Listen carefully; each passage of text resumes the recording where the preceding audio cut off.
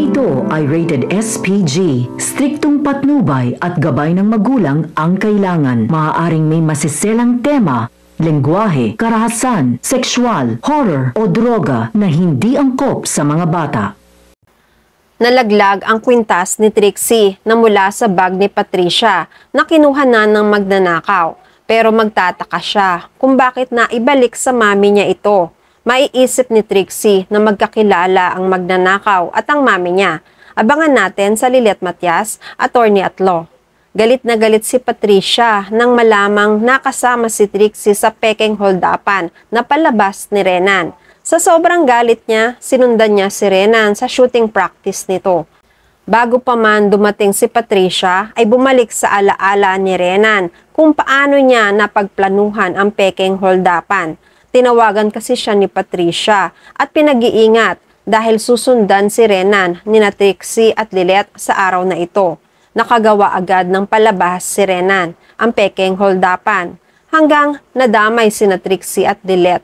Nakuha na ni Renan ang pera, naging bayani pa siya sa harapan ni Lilet at Trixie dahil sa pagtatanggol ni Renan sa dalawa habang sinasaktan sila ng mga lalaki.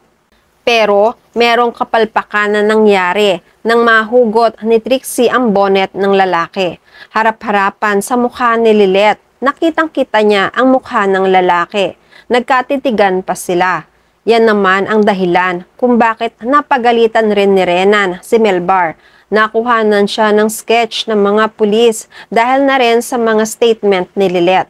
Sa shooting field, sinermonan ni Patricia si Renan dahil napahamak si Trixie sa kagagawan nito. Nung una, nagbanta na si Patricia na sa oras na may mangyari kay Trixie, mananagot si Renan sa kanya. Humingi naman ng pasensya si Renan. Inaamin niya ang kasalanan niya, pero simpleng galos lang naman ang natamo ni Trixie. Wag naman na magalit pa si Patricia sa kanya dahil huli na rin naman ito. Binawi pa ni Patricia ang kwintas ni Trixie na maglalagay sa kanya sa pagkabuko at maaaring mabulgar ang sikreto nila ni Renan na matagal na silang magkasabwat. Hindi na nagpapigil si Patricia sa payo ni Renan na huwag iuwi ang kwintas. Pwede namang itapon na lang ito ni Patricia o ibenta na lang sa iba. Pero mataas ang tingin ni Patricia sa sarili niya. Hindi naman siya tanga. Kaya naman niyang itago ang kwintas kay Trixie nang hindi ito mararamdaman ni Trixie. Sa bahay na tinutuluyan ni Renan at Sabrina, may tanggap na emergency tawag si Sabrina mula sa kamag-anak niya. Nangangailangan pala ng pera ang kapatid na babae ni Sabrina dahil may sakit ito. Kailangan maoperahan sa lalong madaling panahon. Hinihiraman ng pera si Sabrina ng kamag-anak pero ang pera niya ay naipautang pa niya kay Renan. Katabi lang niya halos si Renan habang kausap ang kamag-anak. Napapatingin si Sabrina kay Renan habang nagpapaliwanag sa kausap kung paano siya makakatulong. Sa pagbaba ng tawag, dumiretso siya sa tabi ni Renan. Kinamusta ni Renan kung sino at ano ang pakay ng tumawag. Dati kasi ay may kamag-anak si Sabrina na malimit tumawag dahil sa paghingi-hingi nito ng tulong pinansyal. Namomroblema si Sabrina, kailangan ng kapatid niyang babae ng pera para sa operasyon nito. Sa tonong ito ni Sabrina, mukhang nagpaparinig na siya kay Renan na madali lang naman naramdaman ni Renan. Sa pakiwari ni Renan ay naniningil na si Sabrina at kailangan na niya agad magbayad sa lalong madaling panahon. Nakakunot ang noon ni Renan na mukhang iritable. Nakikiusap naman ang mga mata ni Sabrina dahil sa pakiusap na kailangan niya ng pera para ibigay sa kapatid niya. Dahil kung hindi, baka ikamatay nito kung hindi ito maoperahan. Mabilis na kumulo ang dugo ni Renan. Sinagawan niya agad si Sabrina. Sinabi niyang wala nga siyang pera na maibibigay kay Sabrina. Nakukulitan si Renan sa paniningil ni Sabrina sa kanya. Si Renan pa ngayon ang matapang at nagmamalaki. Siya na tong may utang. Parang si Sabrina pa ang natameme sa pangungulit niya sa perang inutang ni Renan. Nakatingin na lang si Sabrina ng masama at napatungo na alam niyang wala naman siyang magagawa. Makikipagtalo at mag-aaway lang sila ni Renan.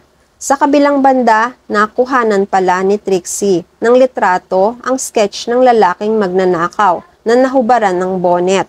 Palaban si Trixie at ayaw niyang mabaliwala ang nangyari sa kanila. Gusto niyang mabigyan ng leksyon ang lalaking ng biktima sa kanila. Sa sobrang pagiging matapang ni Trixie, naisipan niyang i-post sa social media ang sketch ng mukha ng suspect. Nanawagan si Trixie sa sino mang makakakita at may alam na impormasyon kung nasaan ang lalaki ay ipagbigay alam agad sa pulisya. Pagkatapos ay matapang na nagbanta si Trixie na mahuhuli na rin ang lalaking magnanakaw.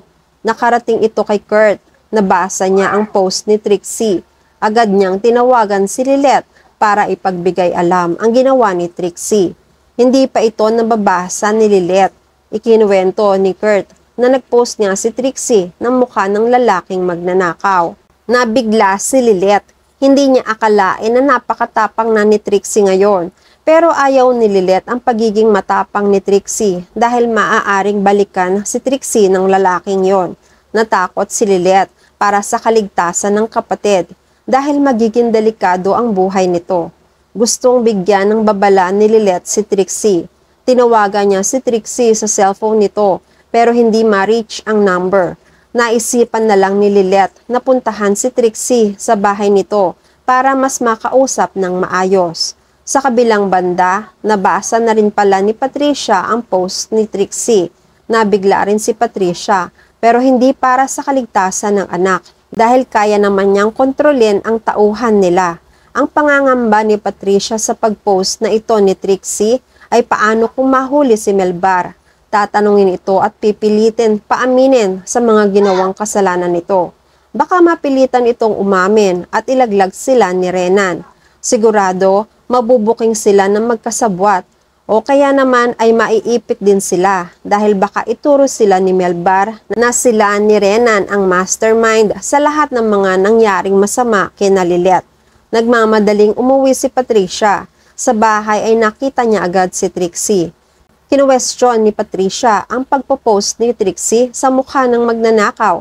Para kay Trixie, wala namang masama sa pagpo-post niya. Ito ang paraan niya para mas mapabilis na mahuli ang magnanakaw.